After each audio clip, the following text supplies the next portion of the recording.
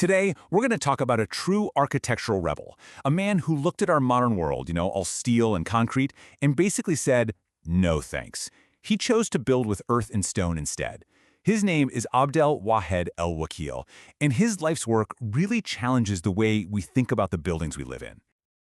So just to give you a sense of how important this guy is, get this. When Prince Charles, one of the most powerful men in the world, wanted a building that truly represented Islamic culture, he didn't go to some big, flashy global firm. Nope, he insisted on one man.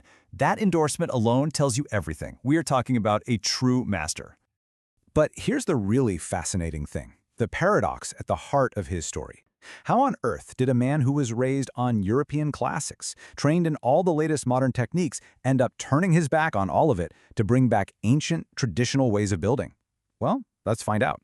To really get it, we've got to start at the beginning with his origin story. Because trust me, it is not what you would expect from a champion of tradition.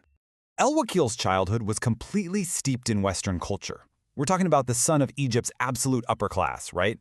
He was educated in these exclusive English-style schools alongside future kings and prime ministers. And his artistic training? It wasn't in Arabic calligraphy. It was in Renaissance-style painting with an Italian master. His whole world was pointed toward Europe. So, what happened?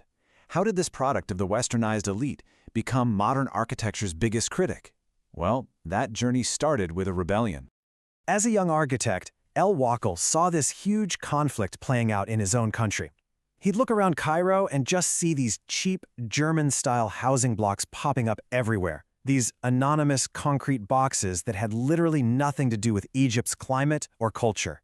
He felt they were completely soulless, especially when he compared them to the old city, where the buildings were made from the earth itself, designed for the hot climate, and just breathed cultural identity.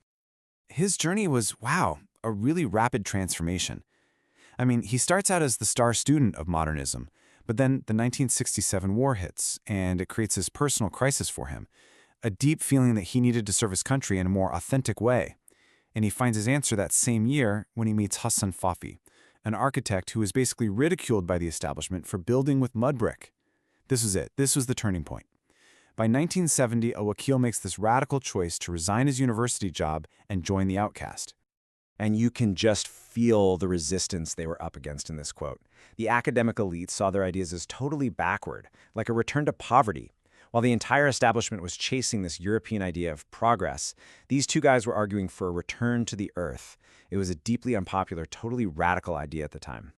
So what exactly was this philosophy he was willing to throw his whole career away for? He fully embraced a concept you could call organic architecture.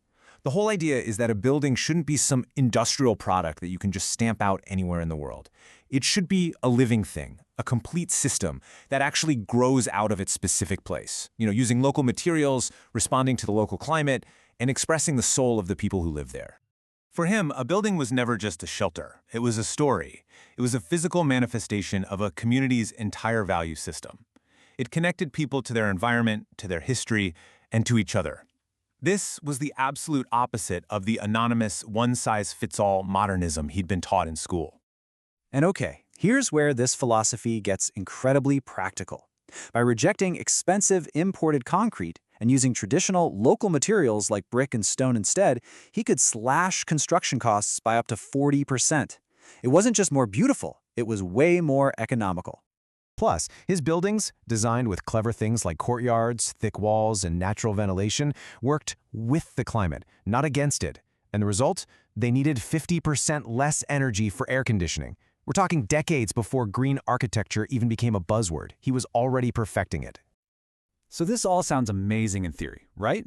But how did this vision actually get built in the real world? Well, the results are some of the most breathtaking buildings of the last century. He ended up finding a patron in Saudi Arabia, where he was commissioned to build over 20 mosques. And these weren't just buildings, they were revivals of sacred architectural traditions. Of course, his work did not go unnoticed. He won the world's most prestigious awards for this kind of work, like the Aga Khan and the Driehaus Prize, which is basically the Nobel Prize for traditional architects. This story right here just perfectly captures his whole philosophy. While he was building a major mosque, the contractor suggested using molds to mass-produce the decorations to save time and money. El-Wakil's response was an ultimatum. If you use industrial imitation, I will strip the mosque completely bare. For him, how you build was every bit as important as what you build. The process itself mattered.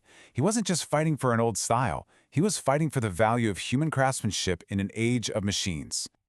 So instead of molds, he brought in 1,000 master craftsmen from Morocco.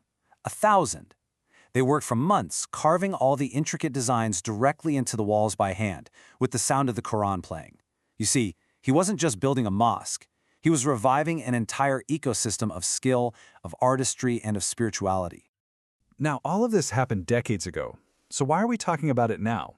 Why does his work feel more urgent today than it ever has before? It's because his entire life's work has been dedicated to solving the very problems that now dominate our headlines. He offers a proven path toward truly sustainable building, a way to drastically cut our energy consumption, and a method for creating places that have deep meaning and identity in a globalized world that just feels more and more generic. This was his warning and also his prediction. He argued that our current path of construction is just environmentally destructive and will lead to ruin. But he also saw a future where machines would displace so many workers that a return to human craftsmanship wouldn't just be some romantic choice, it would be an economic necessity. And that really leaves us with this one last powerful question to think about. I want you to look around at the buildings in your own city, your own neighborhood, even your own home. If architecture really is the story of who we are, our values made visible, then what story are we telling the future? Welcome to The Explainer. What if I told you that the buildings around us were actually alive? It's a radical idea, right? Well, today we're diving into the vision of an architect who believes they are. He thinks our modern world, with all its concrete and steel, has lost its soul. And his solution? It's pretty wild. To build the future, we first have to look to the past. This quote right here, this is the heart of everything for Abdel Wahed El-Wakil. And listen, he's not just being poetic or metaphorical. He literally means that a building should be a living, breathing part of its environment, its culture, and the spirit of the people who call it home. So who is this guy? Who's the man who dared to look at the 20th century's obsession with concrete and steel and say, nope, you've got it all wrong? Let's get to know the rebel architect. Okay, so what's so fascinating about El-Wakil is that he completely mastered the system. He graduated first in his class, but then he basically turned his back on everything he was taught, all those fashionable Western styles. He saw them as empty, as soulless. For him, architecture isn't just about what looks cool or what's trendy. It's about rediscovering these timeless, universal principles of what makes a space beautiful and functional. Now, El-Wakil's rebellion, this wasn't just some artistic preference. It came from a really deep, critical look at the very real problems he saw in modern buildings and our cities. He asks this incredibly provocative question, right? And for him, the answer is literally written all over our skylines. He argues that the emptiness that a lot of us feel in our modern lives is a direct reflection of the empty buildings we create, these structures that completely ignore the local climate, the culture, and just basic human well-being. And his critique is also intensely practical. I mean, decades before this was on everybody's radar, he was pointing out the staggering environmental cost of the materials we use. Think about it. Making concrete pumps enormous amounts of CO2 into the atmosphere. But traditional materials, like wood, they can actually absorb it, literally helping to heal the planet. 50 years, that's it. That's the maximum lifespan El-Wakil gives a typical concrete building. He points to bridges built back in the 1940s that are already crumbling. Now, compare that to stone structures that have been standing for thousands of years. We're essentially building disposable cities, and the long-term cost is just huge. But the human cost, that's even more devastating. This isn't about aesthetics. We're talking life and death. After the Aswan Dam flooded Nubian villages, the government built these new, modern, concrete homes for them. El-Wakil went to investigate and heard this absolutely horrifying story. The thin concrete roofs acted like ovens under the sun, creating fatal, unlivable conditions inside. It's just a tragic, brutal lesson in what happens when we ignore traditional wisdom. So, if modern materials and modern methods are the problem, what's the alternative? Well, El-Wakil's solution is so radical in its simplicity, we have to go back to our roots. And this isn't just a philosophical thing. It's intensely practical. I mean, look at this. On almost every single metric, traditional materials just win. They last for millennia, not decades. They are significantly cheaper to build with. And get this, they can save a whopping 40% on cooling costs. That is a total game changer, especially in hot climates. And often, they're way faster to build with, too. Let's just take a simple dome. The modern concrete way requires at least 9 complex, expensive stages. The traditional brick method? 2. Just 2 simple steps. It's more elegant, it's more efficient, and it values skilled human hands over heavy machinery. I love this analogy because it perfectly captures what it feels like to be in these spaces. A concrete box just seals you in, but a traditional brick or earth building, it works with the environment. It actually breathes, regulating temperature and humidity all on its own, creating a space that's healthier and just way more comfortable. It's literally the difference between a synthetic polyester shirt and a natural cotton one. So this focus on practical materials, it's all building up to a much deeper purpose. For El-Wakil, a building's most important job isn't just to give you shelter, it's to care for the human soul. And he points to the Arabic language itself as proof. The word for a home, muskin, comes from the exact same root as the word for tranquility, sakina. The entire purpose of a house is baked right into its name, to be a place of peace, a sanctuary from all the noise and stress of the outside world. Modern cities, he says, have totally forgotten this. Now here's where the story takes a fascinating turn. El-Wakil's radical ideas found an unlikely and very powerful ally, the future King Charles of England. Back in the 80s, the prince discovered El-Wakil's work and had this light bulb moment, realizing they were saying the exact same thing. This kicked off a decade-long collaboration that led to the amazing Oxford Center for Islamic Studies, a building Charles flat-out insisted El-Wakil design.